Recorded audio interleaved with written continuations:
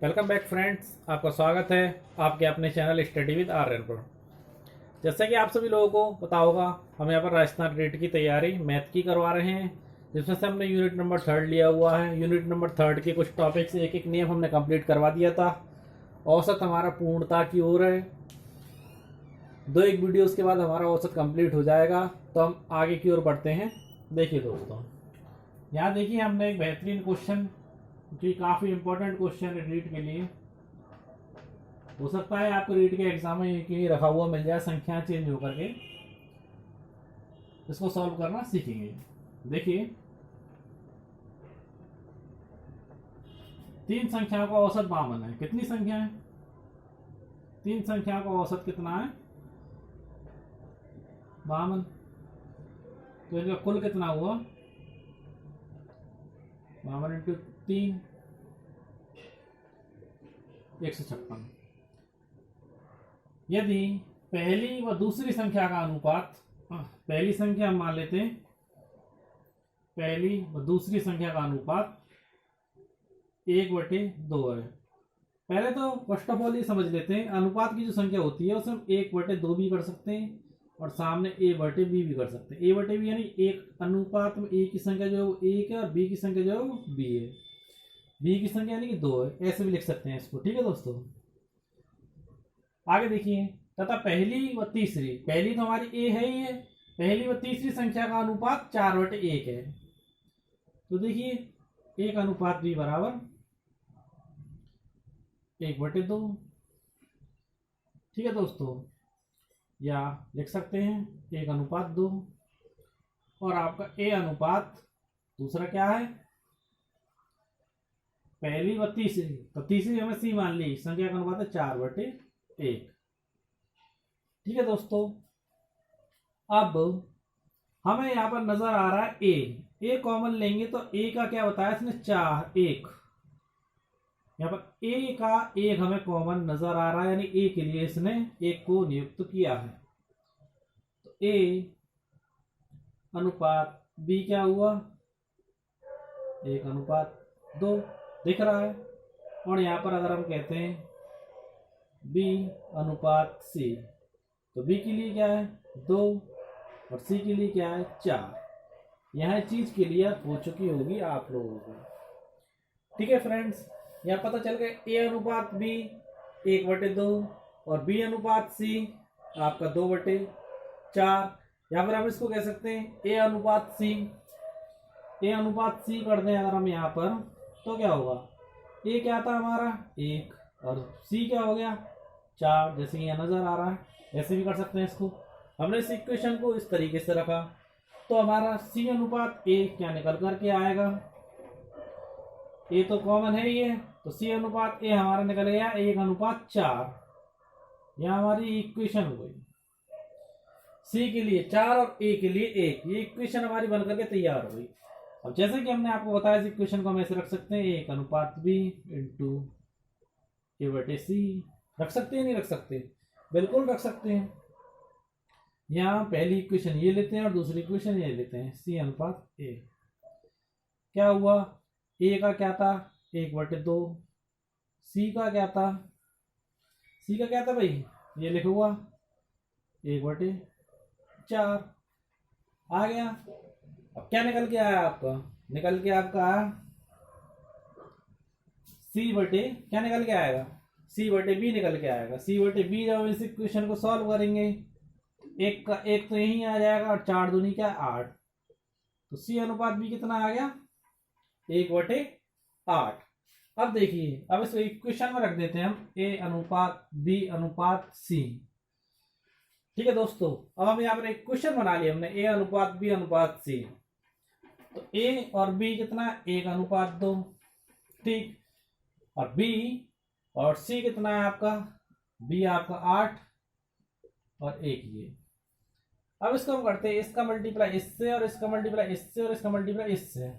1 का मल्टीप्लाई 8 से करा 8, 8 का मल्टीप्लाई 2 से करा 16, 2 का मल्टीप्लाई 1 से करा 2।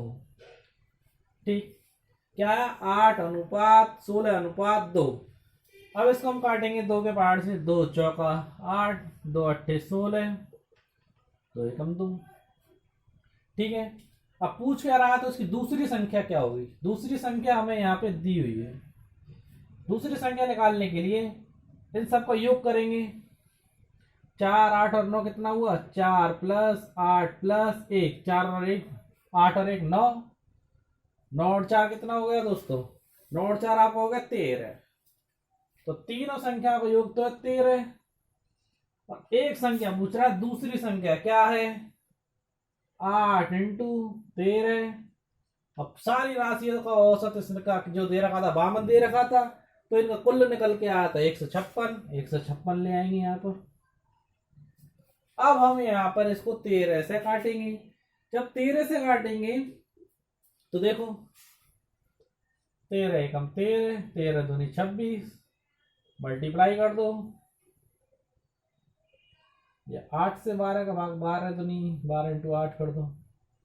8 दूनी 16 की 6, एक के लिए 8 हमारे 8 और 8 और 1 9। ये आपका उत्तर आ गया। बड़ा ही बेहतरीन प्रश्न है, इसका स्क्रीनशॉट ले लीजिए और इसकी प्रैक्टिस करिएगा। ऐसे प्रश्न की, ऐसे प्रश्न काफी आते हैं और हाल हर कोई इन्हें सॉल्व नहीं कर सकता है। अच्छे टीचर्स जो इन क्वेश्चन को पढ़ाते हैं वो भी इन्हें आसानी से सॉल्व नहीं कर सकते एक बार में। ठीक है दोस्तों, अपने अगले प्रश्न की ओर बढ़ते हैं।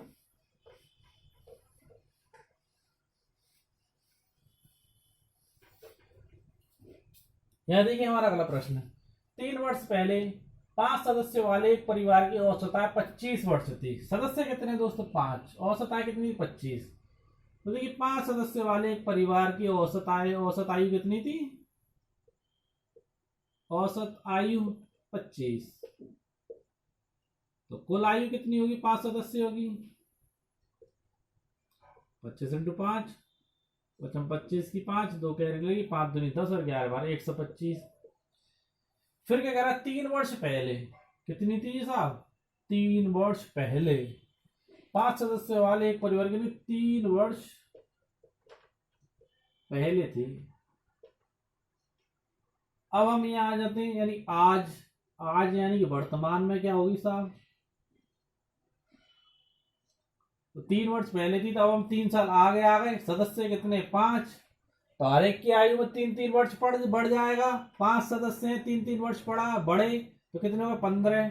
आयु में ही तो बढ़ा। तो पहले आयु कितनी थी, 125।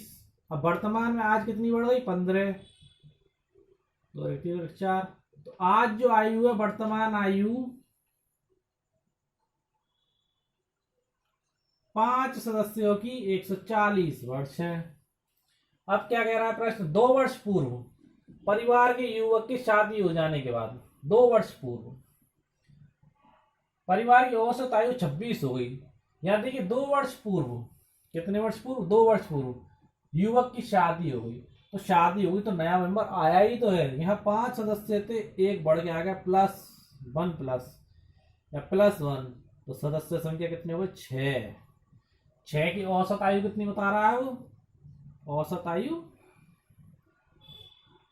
27। तो कुल आयु कितनी हुई साहब, 27 × 6, मल्टीप्लाई करो। 42 का 2, 4 के लिए 6 दूनी 12, 13 14 15 16, 162 वर्ष।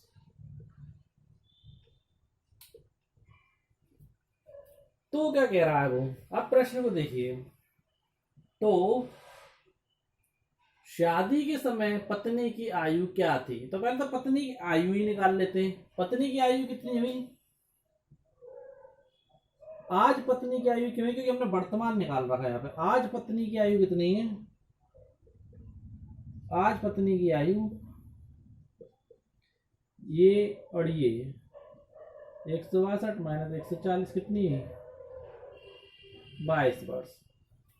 2 वर्ष पूर्व शादी हुई थी, तो उस समय कितनी थी, 2 वर्ष पूर्व, तो 22 - 2 कर देंगे, कितनी थी उस वर्ष पत्नी की आयु, 20 वर्ष। एक अच्छा और बड़ा ही शानदार प्रश्न है, ये भी इंपॉर्टेंट प्रश्न आपको हमने कराए हैं। अब देखिए 2 और इंपॉर्टेंट प्रश्न आप लोगों के सामने लेकर के आते हैं, तो इसका स्क्रीनशॉट ले लीजिए आप जब तक।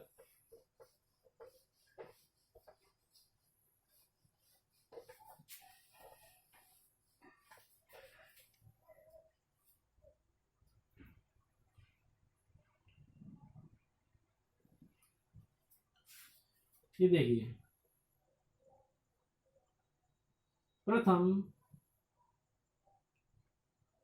7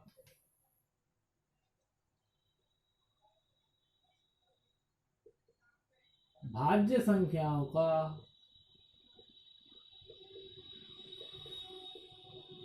औसत ज्ञात करो। तो पहले तो ये देख लीजिए, भाज्य संख्याएं वो होती हैं जिनसे 2 का भाग चला जाता है। क्या चला जाता है? 2 का भाग चला जाता है। जैसे देखिए, प्रथम 7 का पूछ रहा है, तो यहाँ देखिए भाज्य संख्या कौन सी? 2 का भाग 2 से जाता ही है, 3 से नहीं जाता, 4 से जाता है, 6 से जाता है, 8 से जाता है, 10 से जाता है, 12 से जाता है, 14 से जाता है। कितनी पूछी इसने? प्रथम 7। 1 2 3 4 5 6 7 हो गई। औसत पूछा तो राशियों का योग बटे राशियों की संख्या जोड़ दो साहब।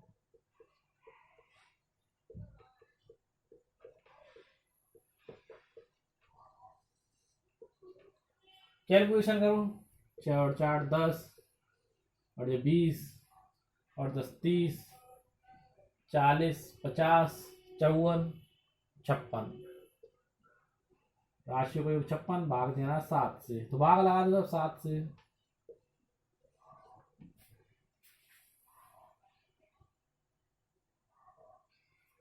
सत्तू 56, तो ये आपका आंसर निकल गया।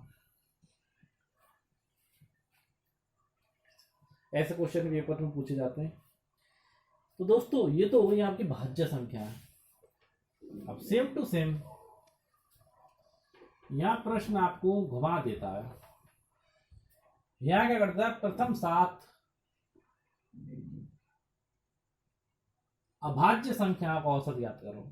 तो अभाज्य संख्या वो होती हैं, लिख लीजिए, भाज्य और अभाज्य। भाज्य संख्या जिनमें 2 का भाग चला जाता है। अब देखिए, अभाज्य संख्या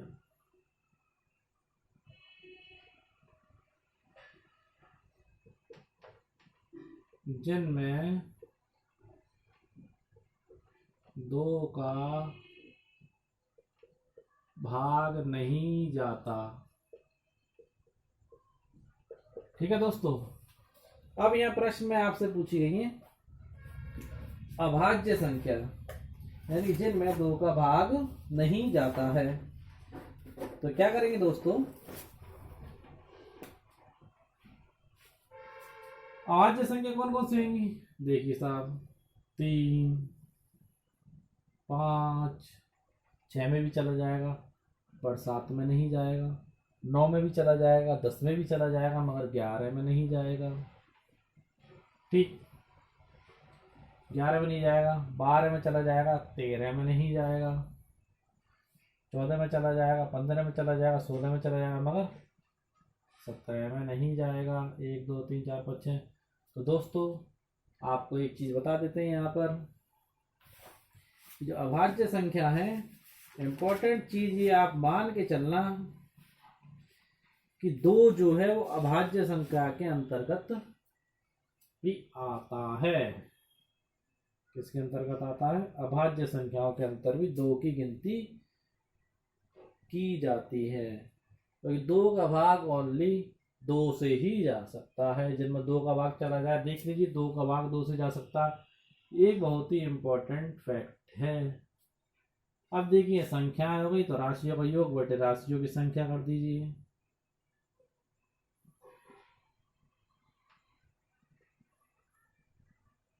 राशि कितनी? 7।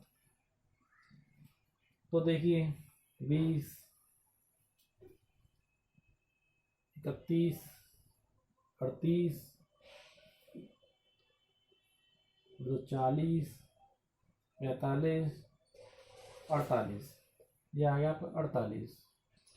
7 से भाग दे देंगे, पॉइंट लगा के 0। 7 एकम 7, 3 बचे।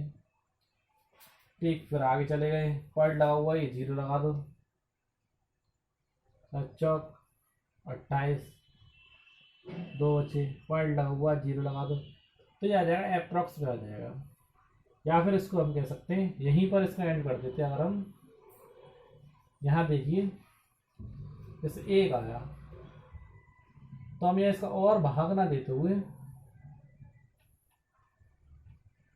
7 से 1/7 ऐसे भी इसका आंसर दे सकते थे। 1 ये रहा और 7 ये रहा। ठीक है दोस्तों, तो आज बहुत ही कम समय में हमने आप लोगों को बहुत ही इम्पोर्टेंट क्वेश्चंस बताए हैं। इसलिए दोस्तों आगे आपको कल और परसों की वीडियोस में हम अपना ये टॉपिक आपको कंप्लीट करा देंगे। पर दोस्तों आप हमारे चैनल को ज़्यादा से ज़्यादा सब्सक्राइब करें, ज़्यादा से ज़्यादा लोगों को शेयर करें और ज़्यादा से ज़्यादा लोगों को ऐड करें, जिससे लोगों को हमारे चैनल से कुछ सीखने को मिले, मैथ में वो अपनी प्रैक्टिस कर सकें और पेपर के लिए अपनी बेस्ट तैयारी कर सकें। थैंक यू फ्रेंड्स, मिलते हैं आपसे अपनी अगली वीडियो में।